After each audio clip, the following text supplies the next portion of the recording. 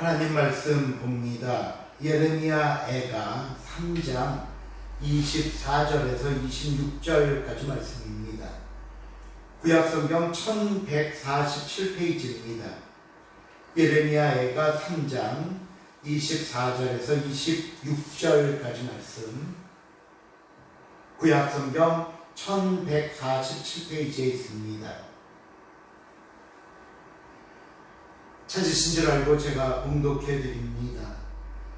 내 심령에 이르기를 여호와는 나의 기업이시니 그러므로 내가 그를 바라리라 하도다. 기다리는 자들에게나 구하는 영혼들에게 여호와는 선하시도다.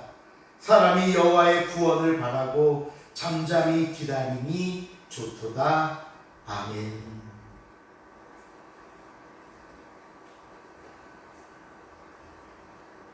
추석 연휴 마지막 날에 맞이한 주일입니다. 추석들은 잘 보내셨습니까? 올해 추석은 코로나19로 인해 고향 방문도 자제해달라라고 말했지만 그래도 가족들을 향해 달려가는 발걸음은 막을 수 없었나 봅니다. 뉴스에 보니까요, 지난 추석 당일에만 약 581만 대 차량이 고속도로를 이용했다는 보도를 들었습니다. 물론 예년에 비하면 많이 줄었다고는 하지만 여전히 많은 분들이 고향과 가족을 찾은 시간이었습니다. 그러기에 우리가 아무쪼록 기도하기는 우리 소중한 가족들을 위해 계속해서 기도할 수 있는 저와 여러분이 될 수 있기를 바랍니다. 또 가족들의 믿음의 성장과 혹시라도 아직도 예수님을 알지 못하는 가족들이 계시다면 그들의 구원을 위해 우리가 열심히 복음을 전할 수 있는 기회가 또한 될 수 있기를 바랍니다. 올해는 명절 연휴가 수요일부터 시작되다 보니까 좀 길었습니다. 그런데 명절이 되면 TV에서 특집 영화나 방송을 방영하는 걸 자주 보게 됩니다. 그래서 우리도 평소에 살펴보던 사도행전에서 나와 추석 특집 설교를 준비를 했습니다. 그래서 오늘 본문은 예레미야 애가인데요. 오늘 본문을 담고 있는 이 예레미야 애가라는 책은 예레미야 선지자가 지은 슬픈 노래라는 의미입니다. 예레미야 선지자가 활동할 당시 유다는 죄로 인해 하나님의 심판을 받게 되었습니다. 그러자 이를 본 선지자는 백성들을 향해 죄를 버리고 회개할 것과 다시 하나님께로 돌아가야만 살 수 있음을 수없이 외치고 강조했지만 백성들은 선지자의 말을 듣지 않았습니다. 결국 BC 586년 바벨론에 의해 유다가 멸망하면서 하나님의 성전은 이방인들에게 의해 짓밟히고 무너져 버렸으며 유다왕 시드기야는 두 눈이 뽑힌 채 쇠사슬에 결박당하여 바벨론의 포로로 끌려가고 말았습니다. 이를 본 선지자가 조국의 현실과 자신의 처지를 돌아보면서 하나님께 눈물과 탄식의 기도를 드리는 것이 바로 예레미야 애가의 내용입니다. 우리는 선지자의 눈물을 보면서 이것은 단순히 이스라엘만의 이야기가 아니라 오늘 이 시대를 살고 있는 저와 여러분의 아픔이요 눈물임을 다시 한번 고백하게 됩니다. 우리도 세상을 살면서 수없이 많은 고난을 당하고 있습니다. 또한 너무나 답답한 처지를 바라보면서 탄식할 때가 한두 번이 아닙니다. 그런데도 이런 현실의 상황도 물론 우리를 힘들게 하지만 더 우리를 비참하게 만드는 것은 내가 하나님의 자녀라는 사실입니다. 아니, 이게 왜 우리를 비참하게 만드는가? 그것은요, 하나님은 전능하다 하시면서 왜 우리의 고난을 미리 막아주지 않으실까? 아니, 미리 막아주시는 것까지도 바라지 않고 내가 어려움 속에서 하나님 앞에 힘들다고 빨리 해결해달라고 구원해달라고 기도하면 즉각 하나님의 도우심이 있어야지 이렇게 오랫동안 긴 시간 내버려 두시는 이유가 도대체 무엇일까? 그것도 하나님의 자녀라고 하는 우리를 향해서 오늘 선지자가 하나님께 울부짖으며 기도하듯이 우리도 동일한 의문과 동일한 아픔을 지니고 이 세상을 살고 있음을 우리가 발견하게 됩니다. 또한 지금 이 상황에서 선지자가 고백하는 자신의 삶을 한번 돌아보시길 바랍니다. 본문 17절, 18절을 보시면요, 선지자가 자신의 처지를 보면서 이렇게 이야기를 합니다. 주께서 내 심령이 평강에서 멀리 떠나게 하시니 내가 복을 내어버렸으며 스스로 이르기를 나의 힘과 여호와께 대한 소망이 끊어졌다 하였도다. 하나님이 내 마음에 있던 평안을 빼앗아 가버리셨습니다. 지금까지 하나님만 바라보고 살던 나의 모든 소망을 끊어버리셨습니다. 그러니 내가 지금까지 믿었던 하나님은 도대체 무엇인가? 내가 지금까지 듣고 있던 하나님의 말씀은 또 무엇인가? 내가 지금까지 수없이 드렸던 기도는 무엇인가? 이 모든 것이 무색하게 나는 무너졌고 하나님에게서 끊어졌음을 선지자는 고백하고 있습니다. 그리고요, 한 걸음 더 나아가 20절 말씀을 보시면 선지자가 뭐라고 얘기를 하냐면요, 내 마음이 그것을 기억하고 내가 낙심이 됩니다 라고 고백합니다. 내 마음이 그것을 기억한다. 우리가 어떤 안 좋은 일을 경험했을 때는 빨리 잊어버리고 용서해야 합니다. 왜? 그래야 가장 먼저 첫 번째로 내 심령이 평안해지기 때문입니다. 붙잡고 있고 움켜잡고 어떻게 하면 복수할까, 어떻게 하면 되갚을까, 내 마음이 제일 아프고 상해져 있다는 겁니다. 한시라도 빨리 좋지 못한 상황에서 벗어날 수 있는 방법들을 강구해야 하는데 솔직히 우리의 현실은 어떻습니까? 그런 기억일수록 더 오래 갑니다. 어쩔 때는 다 잊고 있었던 것 같았는데 문득 내 안에서 쓴뿌리가 치밀어 오를 때면 역시 우리는 그 생각에 또 사로잡혀 자신을 힘들게만 합니다. 오늘 이 선지자의 이야기가 바로 이런 의미입니다. 아픈 현실이, 이 상황이 내 마음을 꽉 붙잡고는 좀처럼 내 기억에서 지워지지 않습니다. 이런 기억들이 날마다 나를 낙심하게 하고 순간순간 더 큰 좌절과 실망 속에 밀어넣고 있습니다. 결국 오늘 예레미야 선지자가 당한 모든 상황들을 살펴볼 때 앞에서 말씀드린 것처럼 저와 여러분이 겪고 있는 동일한 현실이요, 아픔이며 우리도 하나님 앞에 드리고 있는 눈물의 고백임을 우리가 다시 한번 깨닫게 됩니다. 그런데 오늘 선지자는 이런 현실 속에서 그리고 이런 아픔 속에서 하나님께 놀라운 고백을 하게 됩니다. 본문 21절입니다. 우리 21절 한번 같이 읽어볼까요? 예레미야가 3장 21절 말씀 시작.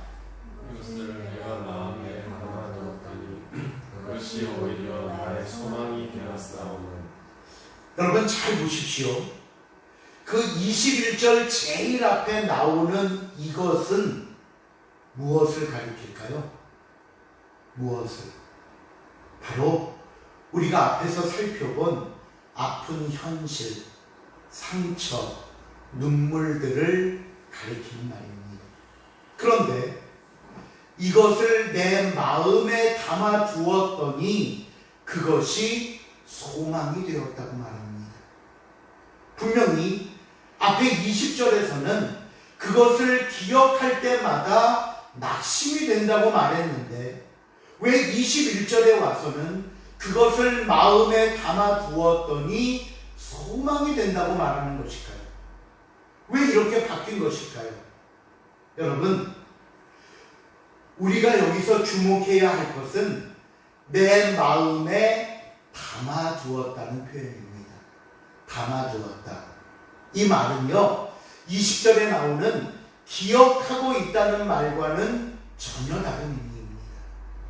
이 담아두었다는 말씀은요, 내 마음에 담고 묵상했다는 의미입니다.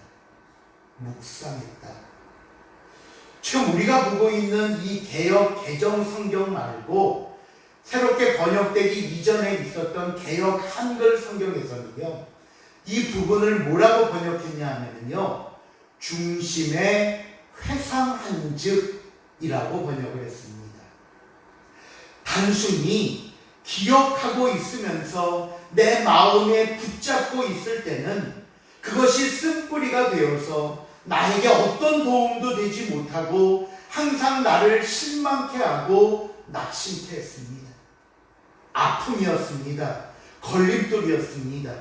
그런데 이것을 통해 내가 하나님께 나아가고 하나님을 기억하고 하나님의 말씀을 묵상하며 하나님을 떠올린다면 오히려 이것이 하나님께 소망을 갖게 하는 귀한 것이 된다는 말씀입니다. 이 시간 사랑하는 성도 여러분, 오늘 저와 여러분이 당하는 고난이 내 마음을 빼앗지 못하게 하십시오. 내 삶을 주관하지 못하게 하십시오. 그저 현실만 보고 상황에만 모든 것을 맡겨버리면 소망이 없습니다. 그저 더 큰 탄식과 절망뿐입니다.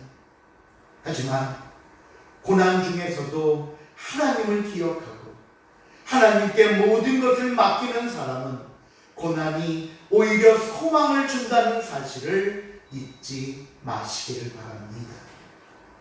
그렇다면 우리가 이 절망의 순간에 기억해야 할 하나님의 모습은 무엇일까? 오늘 이 추석을 맞아 우리가 기억해야 할 하나님의 모습은 무엇일까? 첫째로 하나님의 인자하심과 긍휼하심을 기억하시기 바랍니다. 본문 22절입니다. 우리 한번 같이 읽어봅니다. 22절 말씀 시작. 여호와의 인자와 긍휼이 무궁하심으로 우리가 진멸되지 아니할 것이다.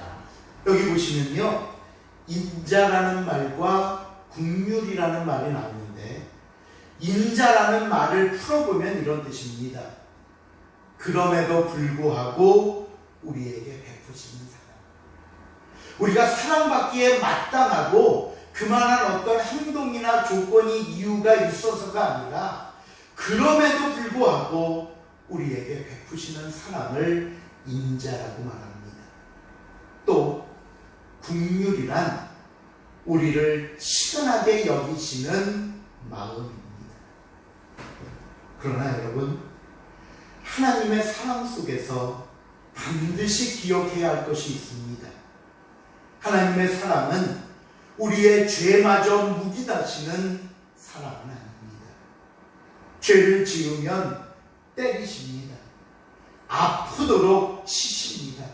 왜요? 그래야 다시는 죄를 짓지 않기에 무섭게 다루십니다. 그리고 이 때리시는 과정 속에서 우리에게는 고난이 있습니다. 말할 수 없는 아픔이 있습니다. 그러나 이 징계는 우리를 버리시거나 포기하시는 것이 아니라 끝까지 하나님의 자녀로 살라고, 끝까지 하나님 앞에 올바른 길을 가라고 내리시는 사랑입니다. 우리가 때로는 부모된 모습으로서 자녀들이 잘못된 길을 가고 있을 때 매를 들어서라도 올바로 되기를 원하는 것이 부모의 마음입니다. 그렇다면 때로는 자녀들이 잘못할 때 심하게 꾸짖기도 합니다. 때로는 매를 들기도 합니다. 여러분, 그렇다고 해서 얘가 이만큼 잘못해서 내가 실컷 혼내줬으니 부모의 마음이 시원합니까? 나쁜 짓 한 만큼 혼났으니 더 혼냈어야 되는데 하는 아쉬움이 남으십니까? 분명히 잘못해서 혼냈지만 매를 맞고 아파하는 자녀를 보면서 더 많이 아파하는 것이 부모입니다. 분명히 잘 되라고 혼냈지만 그래서 더 속상한 것이 부모의 마음입니다. 하나님께 매맞으며 아프다고 무는 우리보다 더 아파하시는 모습이 하나님의 긍휼하심이라는 사실을 여러분 잊지 마시기를 바랍니다. 우리가 앞에서 왜 우리가 하나님의 자녀임에도 불구하고 이런 고난을 당해야 하는가 질문했었습니다. 왜 하나님은 우리를 사랑하신다 하면서 왜 이렇게 내버려 두시는가 의아해하기도 했습니다. 물론 지금도 이와 같은 수없이 많은 질문이 우리 머릿속에 남아있지만 우리가 이 질문의 답을 달라고 보채기보다는 우리를 향한 하나님의 자비와 긍휼하심이 더 크심을 알기에 오늘도 하나님을 믿고 살아가는 저와 여러분의 삶이 될 수 있기를 바랍니다. 두 번째로, 하나님은 성실하신 분이십니다. 본문 23절에 보니까요, 이것들이 아침마다 새로우니 주의 성실하심이 크시도소이다 라고 고백합니다. 자, 그렇다면 여러분, 여기도 23절 제일 앞에 이것들이라는 말이 나오는데 그럼 여기서 이것들이 가리키는 건 또한 무엇일까요? 우리가 제일 처음에 보았던 상처와 고난들일까요? 그래서 매일 아침마다 우리에게 상처와 고난을 한가득 안겨주신다는 말씀입니까? 아니죠. 그럼 큰일 나지 않습니까? 여기서 말하는 이것들이란 22절에 나왔던 자비와 긍휼하심입니다. 하나님께서는 이 사랑으로, 이 자비와 긍휼하심으로 아침마다 새롭게 우리에게 베풀어 주신다고 말씀합니다. 하나님은 항상 저와 여러분에게 새로운 기회와 은혜를 주십니다. 어제는 분명 실패와 아픔과 비참한 시간을 보냈을지라도 오늘 우리에게 새로운 날을 주시면서 다시 한번 해보라고 말씀합니다. 분명 오늘은 어제와 다르기에 새롭게 시작할 수 있도록 허락해 주십니다. 하루의 첫날인 새벽이 그렇습니다. 한 주간의 첫날인 주일이 그렇고요. 한 달의 첫날인 1일, 1년의 첫날인 새해도 그렇습니다. 지난날 우리의 아픔과 상처를 씻고 다시 시작할 수 있는 기회, 이 기회를 우리에게 베푸시는 하나님이라는 사실을 우리가 또한 기억해야 할 것입니다. 그런데 이렇게 새로운 기회를 주시는데 어느 날 갑자기 하나님께서 이 기회를 중단해 버리시면 어떻게 될까요? 우리는 분명히 내일도 하나님의 은혜와 사랑이 있을 줄 알았는데 갑자기 하나님의 마음이 바뀌셔서 내일은 없어 하시면 어떻게 하죠? 오늘 성경은 절대로 그런 일은 일어나지 않는다고 말합니다. 그럴까봐 걱정할 필요가 없다는 거예요. 왜? 주의 성실하심이 크시기 때문입니다. 민수기 23장 19절 20절에 보면은요, 이런 말씀이 나옵니다. 하나님은 사람이 아니시니 거짓말을 하지 않으시고 인생이 아니시니 후회가 없으시도다. 어찌 그 말씀하신 바를 행하지 않으시며 하신 말씀을 실행하지 않으시랴. 내가 축복할 것을 받았으니 그가 주신 복을 내가 돌이키지 않으리라. 이것이 하나님의 성실하심입니다.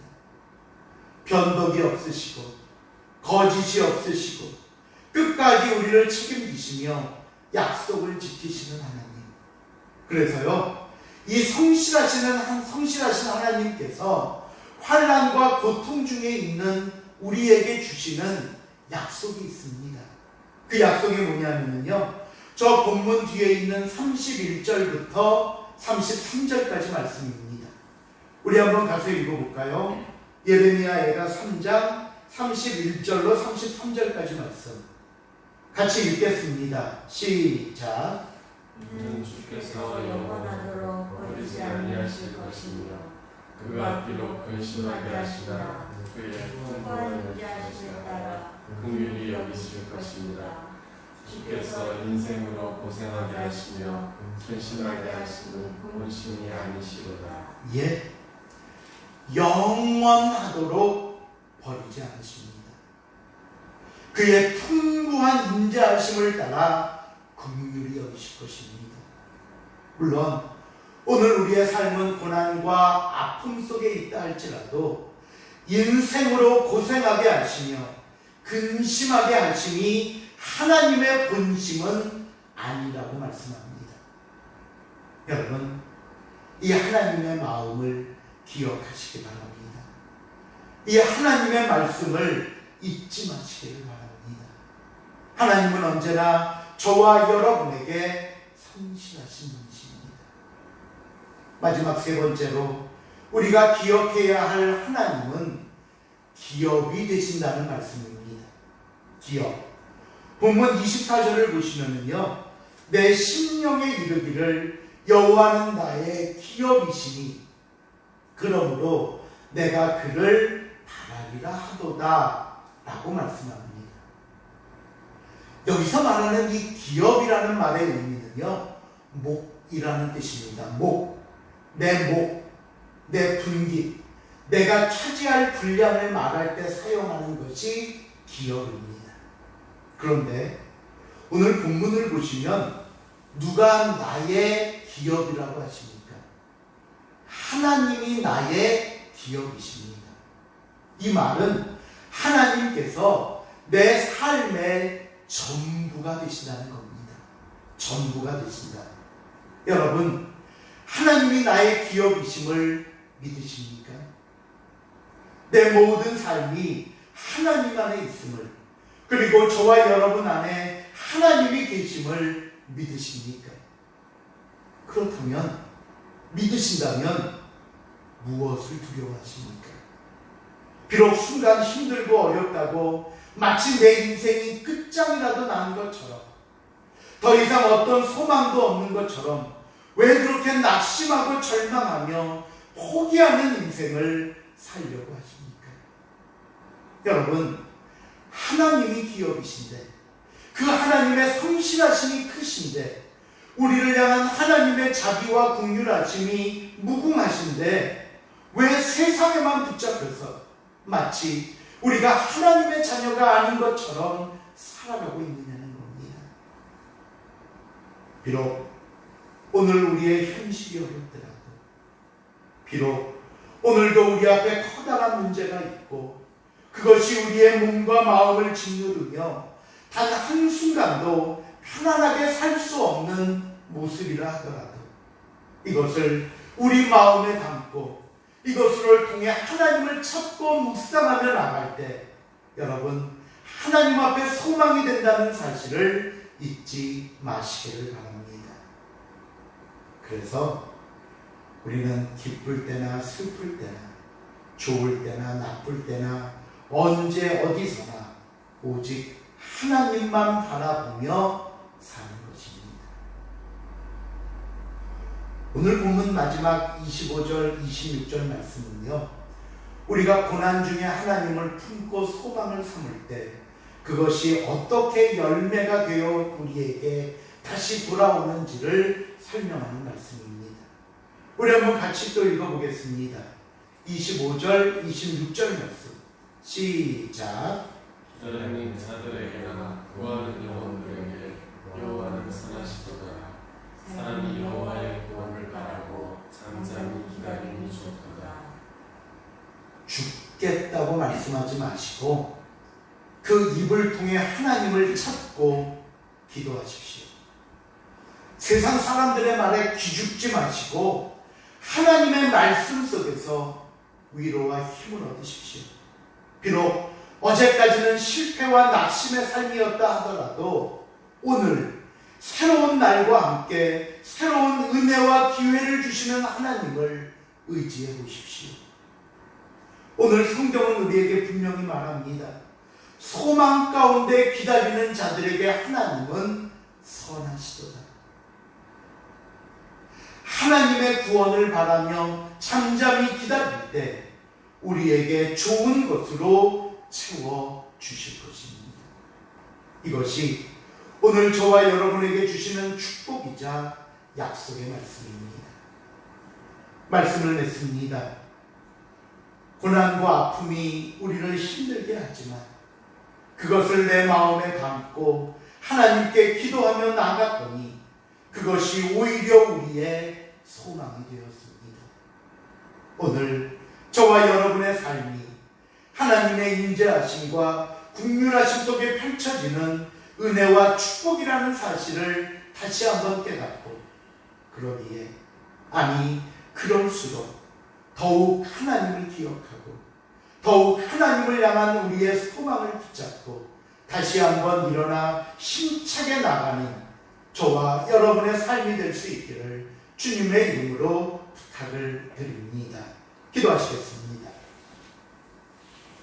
하나님, 오늘도 주신 말씀 속에서 우리 앞에 있는 이 현실과 아픔이 우리를 힘들게 하지만 그러나 이것을 내 마음에 품고 하나님을 바라보며 기다렸더니 나의 소망이 되었고 하나님의 선하심과 인자하심의 축복이 내게 임함을 다시 한번 깨닫습니다. 실망하지 않게 하시고 낙심하거나 무너지지 않게 하시고 온전히 하나님을 바라보며 그 믿음 속에 나가는 복된 시간 되게 하여 주시옵소서. 감사드리오며 예수님의 이름으로 기도합니다.